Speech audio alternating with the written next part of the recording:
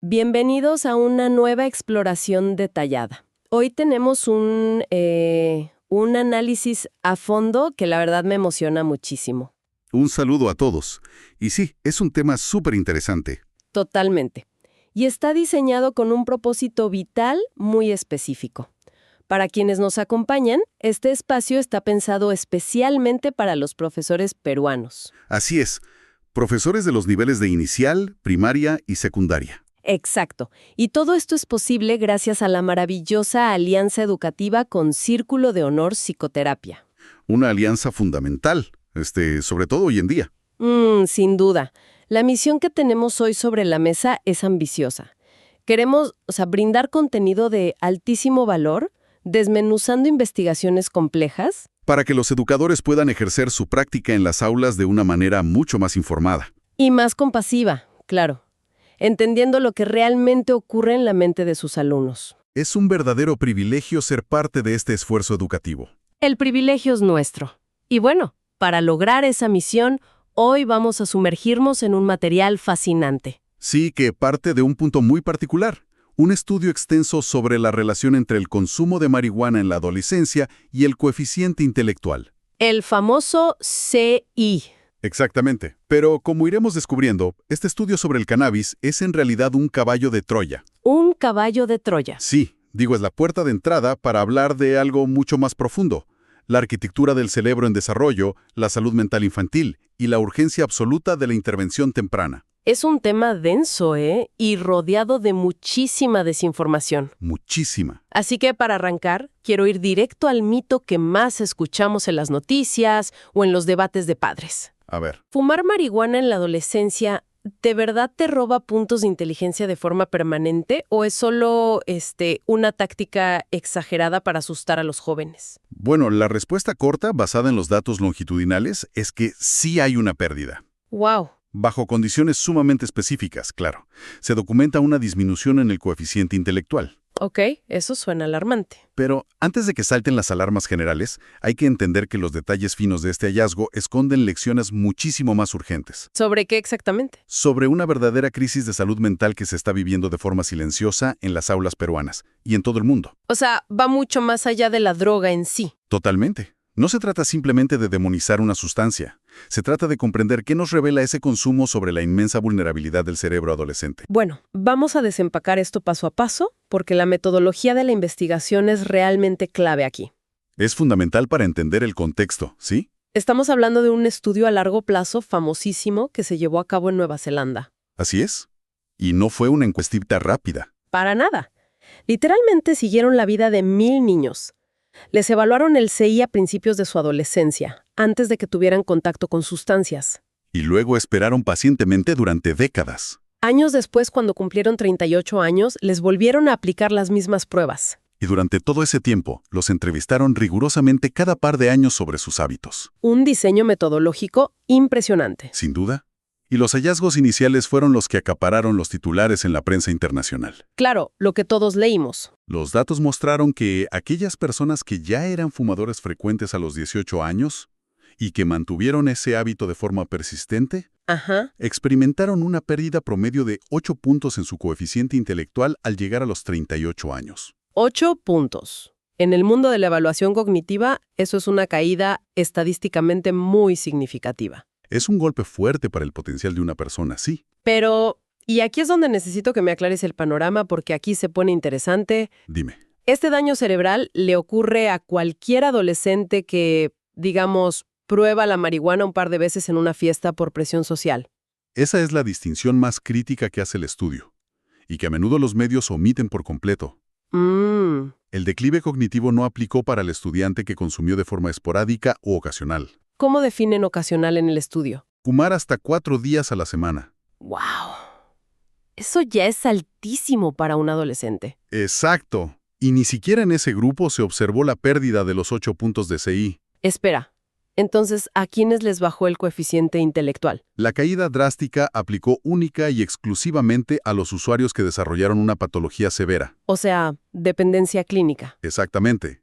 Aquellos diagnosticados con dependencia en por lo menos 2 de las entrevistas de seguimiento a lo largo de los años. Estamos hablando del extremo más severo del espectro. Sí. Para ponerlo en perspectiva, de los 1,000 participantes originales que siguieron durante décadas, solo 19 personas entraron en esta categoría de dependencia severa y sufrieron esa pérdida cognitiva. 19 de 1,000, eso cambia la narrativa por completo. La cambia radicalmente. No estamos hablando de un fenómeno generalizado de destrucción de neuronas por contacto casual, sino de las consecuencias de una adicción profunda. Así es. Y la investigación arroja otro dato que me parece que es el núcleo científico de todo este asunto. El factor de la edad. Exacto. ¿Qué ocurrió con los participantes que empezaron a fumar marihuana frecuentemente, pero ya de adultos, después de la adolescencia? Ese es el hallazgo que todo educador debe tener tatuado en la mente. A ver. Aquellos que iniciaron su consumo frecuente más tarde, una vez superada la adolescencia, no mostraron ninguna disminución en su puntuación de CI. Nada. Sus capacidades se mantuvieron intactas. Intactas a pesar del consumo.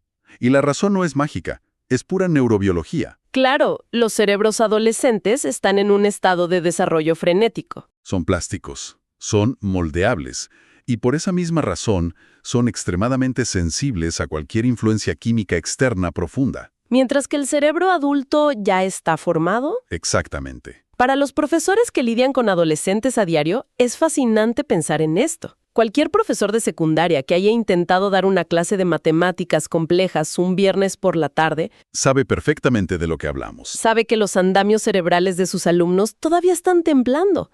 Es literalmente una obra en construcción. Me gusta mucho esa analogía.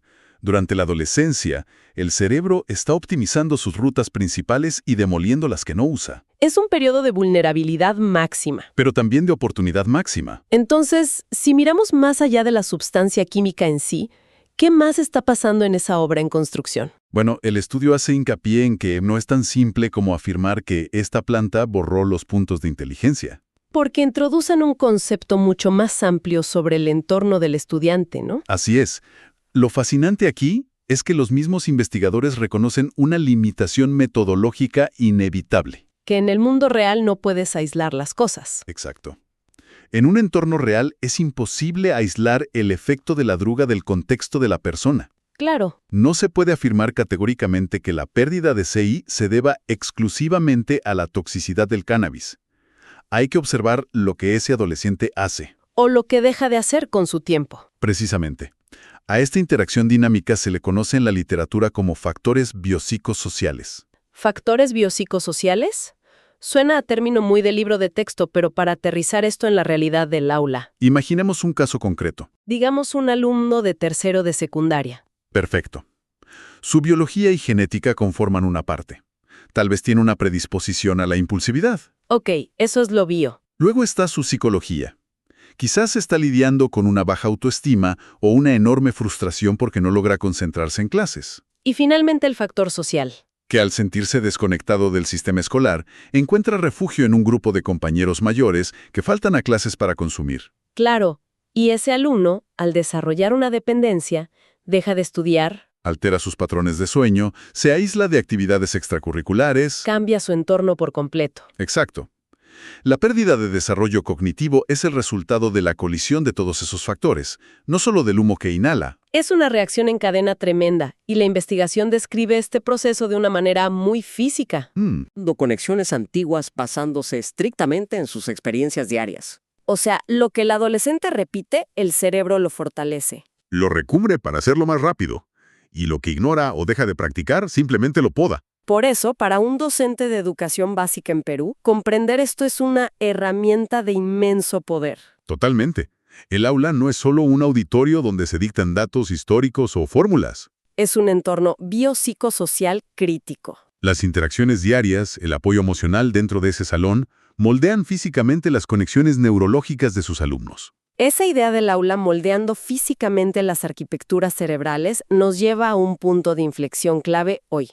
Así es, porque el estudio de Nueva Zelanda usa la marihuana como un reflector, pero hacia donde apunta la luz es a una crisis muchísimo más amplia. Una crisis silenciosa y alarmante. El problema real al que se enfrentan las escuelas hoy no es únicamente la sustancia, sino la profunda grieta emocional que hay debajo de ese consumo. Exacto.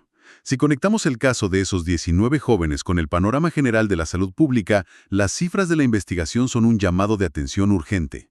¿Cuáles son esas cifras? Los datos clínicos muestran que el 50% de las enfermedades psiquiátricas hace su primera aparición antes de los 14 años. Quiero detenernos ahí un segundo. ¿El 50% antes de los 14 años? Es un número altísimo. Eso significa que la gran mayoría de los trastornos de salud mental están naciendo y echando raíces mientras esos chicos están sentados en los pupitres de primaria. Y en los primeros años de secundaria, sí.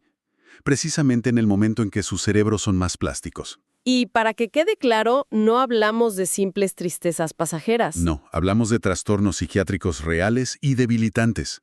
Una ansiedad severa que no deja a un niño respirar antes de un examen. O una depresión paralizante que hace que un joven se vuelva invisible en el fondo del salón. Trastornos alimentarios, comportamientos altamente disruptivos.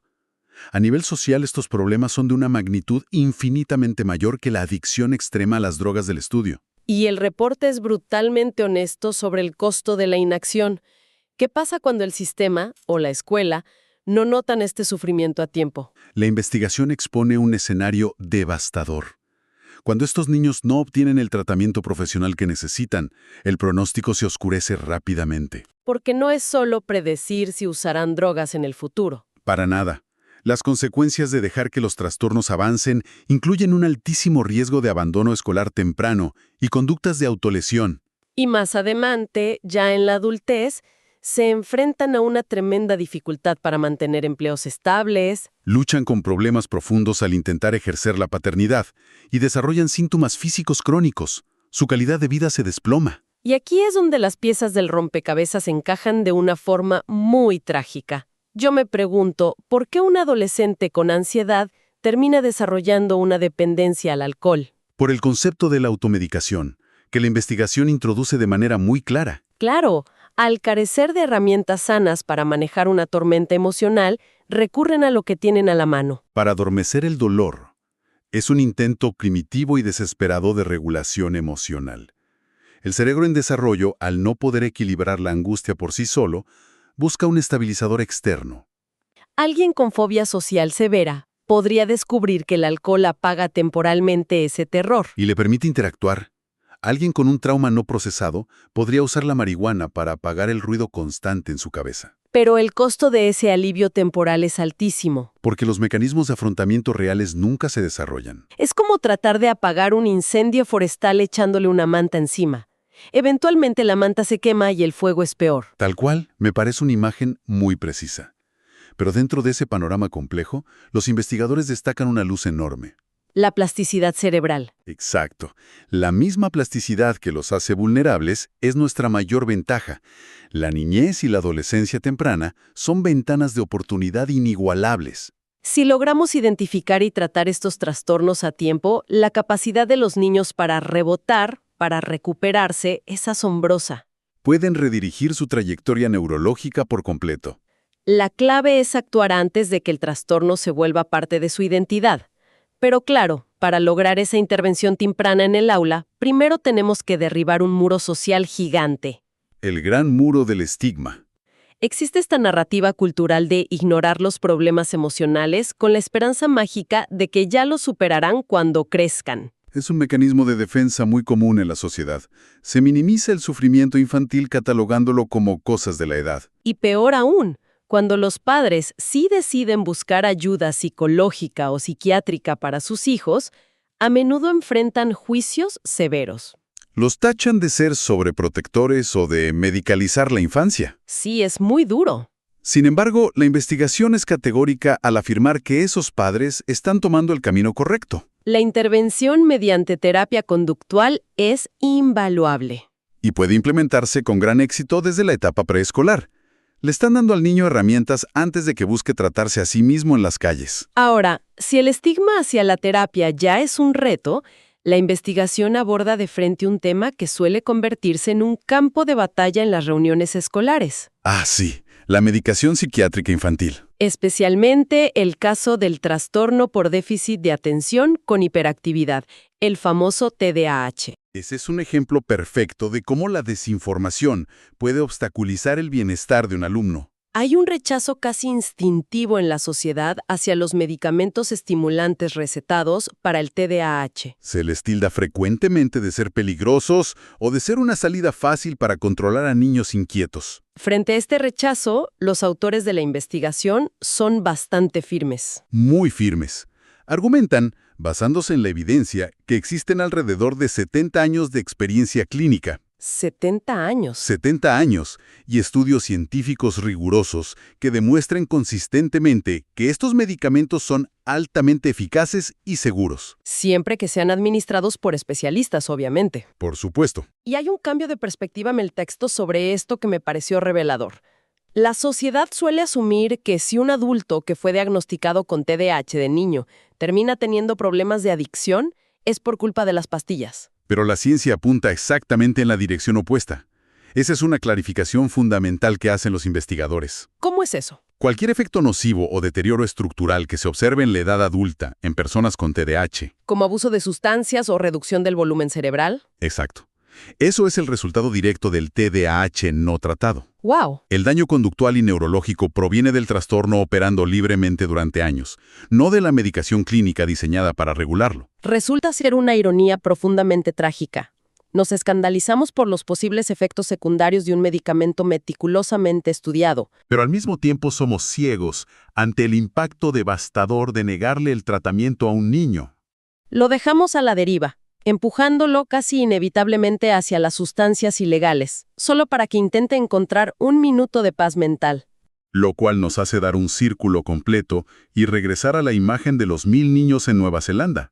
Todo se conecta. Analizando la situación con todo este contexto biopsicosocial, es muy probable que esos 19 jóvenes que terminaron con dependencia severa a la marihuana no hayan despertado un día decidiendo arruinar su potencial cognitivo.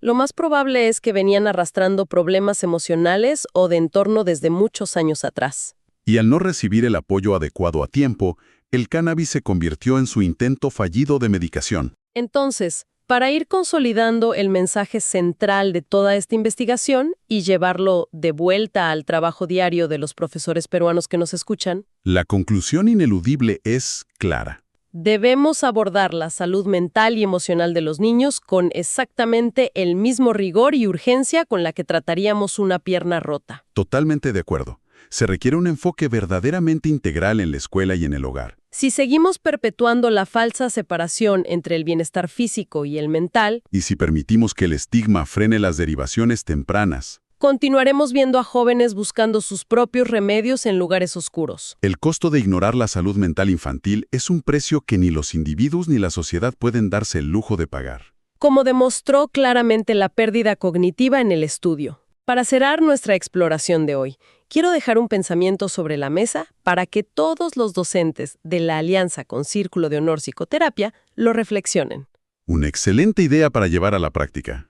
A lo largo de este análisis, vimos cómo el cerebro adolescente no es un disco duro que solo guarda datos, sino un ecosistema plástico que crea conexiones físicas reales. Basadas en las interacciones y el entorno. Así es. Vimos cómo la conexión humana, la validación y la empatía de un profesor pueden ser un escudo preventivo formidable contra la automedicación. Es un poder inmenso en las manos de un educador. Pero esto plantea un interrogante ineludible para el futuro de nuestra educación.